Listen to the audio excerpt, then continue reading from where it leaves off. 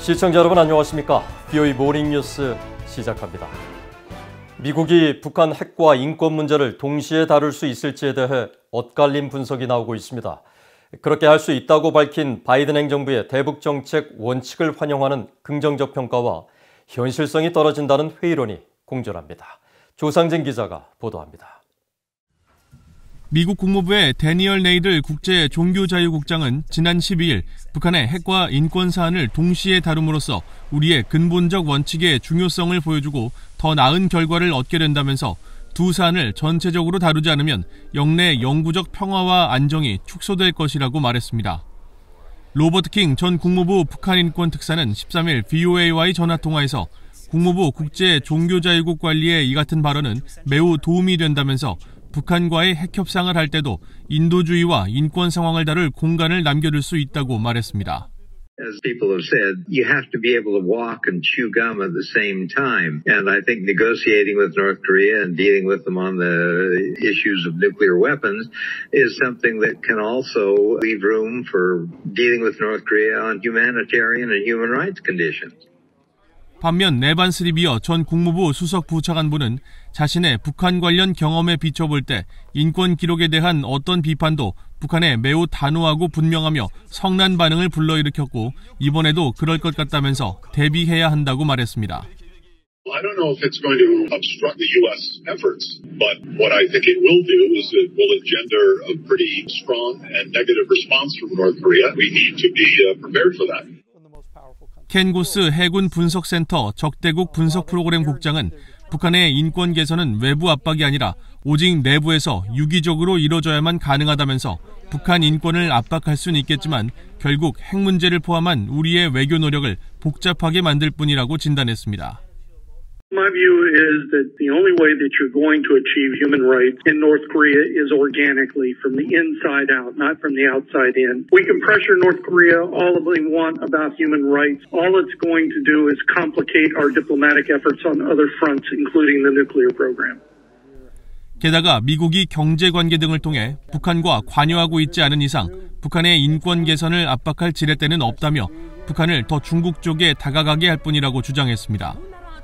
하지만 전직 인권관리들은 북한 인권 상황은 다른 안보 문제와 별개로 다룰 수 없는 중대한 외교 현안이며 미국 정부는 북핵 문제가 부각되기 훨씬 이전부터 경쟁국과의 협상에서 두 사안을 동시에 다뤄왔다고 지적했습니다. The idea that you can't do both, I really think can be seriously challenged by validation of history. 로버타 코엔 전 국무부 인권 담당 부차관보는 특히 지미 카터, 로널드 레이건 정부가 북한보다 훨씬 핵 강국인 옛 소련과 협상할 때도 인권을 늘 의제에 올렸다면서 안보와 인권 조항이 모두 포함된 헬싱키 협약이 체결됐고 소련 내 유대인 이주와 정치범 석방, 종교 박해 문제 등이 논의되고 관련 조치가 뒤따랐는데 모두 핵 문제 협상과 동시에 이뤄졌다고 설명했습니다.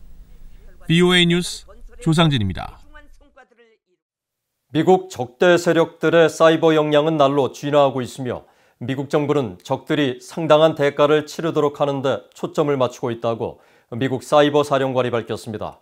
국방부 당국자는 대표적인 사이버 위협국으로 중국, 러시아, 이란과 함께 북한을 지목했습니다. 김동현 기자입니다. 폴 나카손의 미국 사이버 사령관은 14일 미국 하원 군사위 산하 청문회에 출석해 미국 적대 세력들의 사이버 공격 역량 진화에 우려를 나타냈습니다. 나카손의 사령관은 적대 세력들은 단순한 암호 탈취 등 초보적 수준을 넘어 직접 공급망에 타격을 가하는 역량을 날로 고도화하고 있다면서 미국은 이런 적대 세력과 매일 경쟁하고 있고 비용 부과에 초점을 맞추고 있다고 강조했습니다. I think that in terms of thinking about deterrence, it really is thinking about how do we impose costs, and that's the way that we have approached it at U.S. Cyber Command. 나카손의 사령관은 이어 중국, 러시아 등 적대 세력들은 무력 충돌이 발생하지 않는 회색지대에서 이 같은 불량 행위를 매일 자행하고 있다며 사이버 전략은 그들의 책임을 규명하고 그에 따른 대가를 부과하는 데 초점을 둬야 한다는 점을 분명히 했습니다. 아울러 이런 방침은 사이버 사령부가 추진하고 있는 지속적 개입 전략의 핵심이라며 동맹과의 정보 공유와 적대 세력과의 사이버전을 가정한 정례 연합훈련인 사이버 플래그 훈련의 규모를 더욱 확대해 나갈 것이라고 밝혔습니다. 청문회에 함께 출석한 니케 오양, 미국 국방부 사이버 정책 부차관보는 대표적인 사이버 위협 국가로 중국과 러시아, 이란과 함께 북한을 지목했습니다. 이들 국가들이 미국의 지적 재산권을 훔치거나 선거 방해를 시도하고 랜섬웨어를 확산시키는 등 다양한 사이버 활동에 관여하고 있다는 겁니다. The line between nation-state and criminal actors is increasingly blurry as nation-states turn to criminal proxies as a tool of state power, then turn a blind eye to the cybercrime perpetrated by the same malicious actors. 오양 차관보는 그러면서 이들 사이버 위협국들이 대리인을 활용해 사이버 범죄를 조장하면서 발각될 경우 범죄자들을 적극 변호하는 것이 일상적인 방식으로 자리 잡았다면서 사이버상에서 범죄 조직 변호는 책임 있는 국가가 해서는 안 되는 행위라고 강하게 비판했습니다. VOA 뉴스 김동현입니다. 북한 등 영내 위협국들의 미사일 공격을 방어하기 위해선 상대 공격 범위 밖에서 타격하는 스탠드오프 미사일 역량이 필요하다고 일본 방위상이 밝혔습니다. 기시노부 일본 방위상은 17일 정례 기자회견에서 북한과 중국 등 일본을 사정권에 두고 있는 적국들의 미사일 위협에 대한 일본 정부의 역량을 묻는 질문에 일본 정부는 적의 탐지 범위와 사정거리 밖에서 대처하는 능력을 확보하는 데 주력하고 있다고 강조했습니다. 그러면서 적국들의 기술 진전에 따라 다양한 미사일 성능이 크게 향상돼 영내 위협이 확대되고 있는 상황에서 유사시 적공격 범위 밖에서 발사해 목표물을 타격할 수 있는 스탠드오프 미사일을 개발 중에 있으며 적의 다양한 탄도미사일 사거리에 대응해 전술 대응 차원에서 억지력을 확보할 계획이라고 밝혔습니다. 앞서 일본 정부는 지난해 12월 강요회의를 통해 스탠드오프 신형 미사일 개발 내용을 담은 새 미사일 방어 정책을 승인했으며 신형 스탠드오프 미사일을 오키나와 섬에 이미 배치된 이동식 대함미사일 방식으로 200km 범위에 배치할 것이라고 밝혔습니다.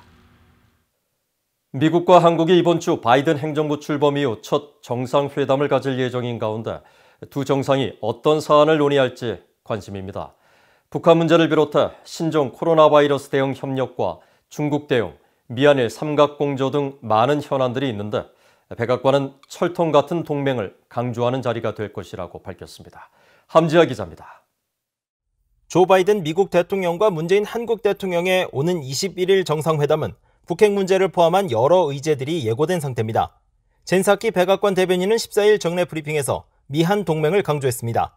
이번 정상회담은 양국의 철통 같은 동맹을 강조하는 자리가 될 것이란 겁니다.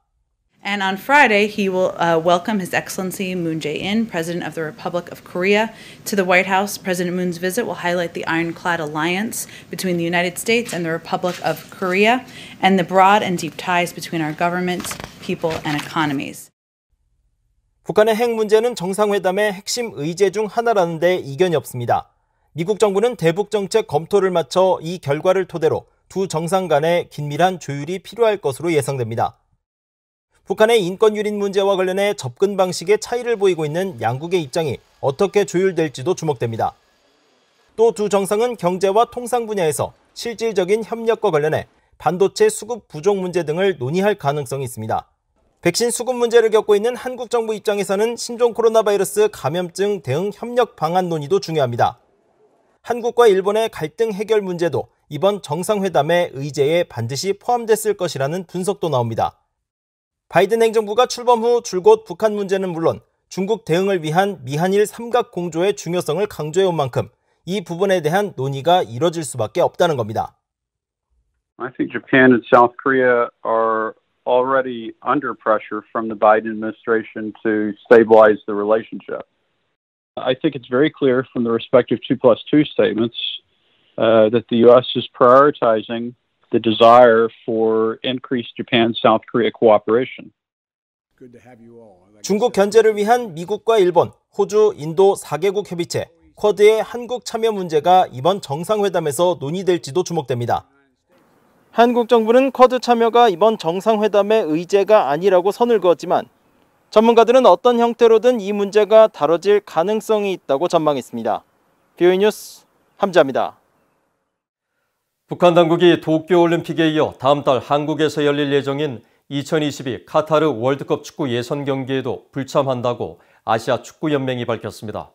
아시아 축구연맹은 16일 홈페이지를 통해 북한 축구협회가 2022 카타르 월드컵 아시아 지역 예선과 2023년 중국 아시안컵 축구 예선전 불참을 최종 통보해 북한의 불참 방침이 확정됐다고 발표했습니다. 북한 당국은 구체적 불참 이유에 대해선 밝히지 않았으며 앞서 오는 7월 도쿄올림픽 불참 의사를 밝힐 당시 신종 코로나 바이러스로부터 선수 보호를 위해 불참을 결정했다고 밝힌 바 있습니다. 한국통일부는 북한의 결정에 즉각 아쉬움을 나타내고 한국 정부는 앞으로도 국제 경기 등 한반도 평화와 남북 간 화해 협력을 진전시키는 노력을 계속할 것이라고 밝혔습니다. 탈북민들에게 영어 교육 등 역량 강화를 지원하는 북한 인권단체 FSI가 15일 북한 인권 관련 화상회의를 개최하고 북한 내 열악한 인권 상황과 자유의 소중함에 대해 논의했습니다. 이 자리에서 정유나 엄영남 씨 등 탈북민 4명은 탈북 후 한국 사회에 정착하고 영어 교육을 통해 해외 유학과 취업 등을 경험한 사례를 소개하면서 북한에선 알 수 없었던 자유와 인권의 가치가 얼마나 소중한지 깨닫게 됐다고 말했습니다. 이어 다양성과 외부 정보가 모두 단절된 북한은 전 세계에서 가장 폐쇄적인 사회라며 자신들이 탈북 후 경험한 진정한 자유의 의미를 북한 주민들에게 전하고 나누는 일에 참여할 것이라고 밝혔습니다. 행사를 주관한 FSI의 케이시 라티그 대표는 앞으로 이 같은 행사를 더 확대해 전 세계 많은 사람들에게 북한 사회의 실상을 더 정확히 알리고 북한 주민들에게 자유의 가치를 전파하는 데 앞장설 것이라고 강조했습니다. 이상으로 VOA 모닝 뉴스를 마칩니다. 시청해주신 여러분 고맙습니다.